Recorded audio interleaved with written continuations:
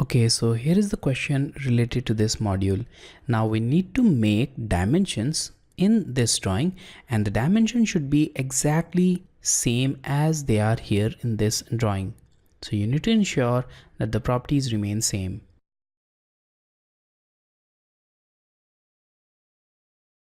So now we'll start this with the linear dimension, and you can do that. You can add the dimensions from annotation panel, or you can also go to annotate tab and add the dimensions from here. So I'll simply go to home tab and I'll add it from here. So here we have the linear dimension. Now click on the first, then the second point and add the dimension. And we have lots of problems with this dimension. The first thing is size of dimension, which is very small. Now let's zoom into this and you'll find that the precision is also 4, but in our original drawing it was 2 decimal places. So we'll change these two values. So I'll go to annotation and click on this dimension style option. Alternatively, you can also expand it and click on manage dimension styles.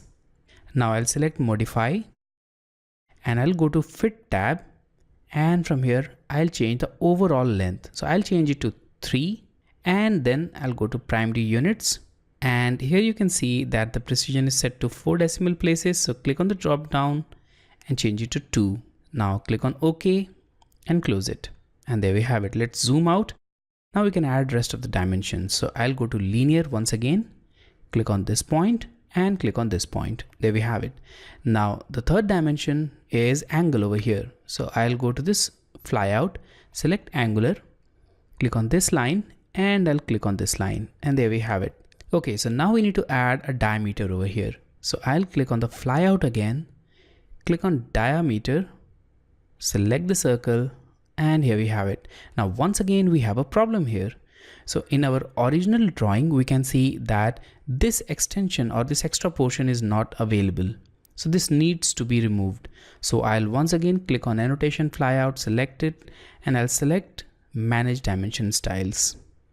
Now go to modify and go to fit tab, and here we have this extension line option. So this should be off. As you can see here in the preview, we have this extension line, but when you uncheck it, that extension line will not be visible.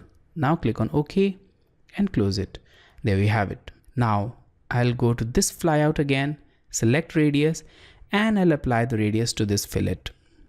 Now we need to add the last dimension, which is length. So I'll go to again this flyout, select linear, click on this endpoint, and I'll click on the midpoint here, and there we have it, the dimensions. So now all of the dimensions are added as per our requirement.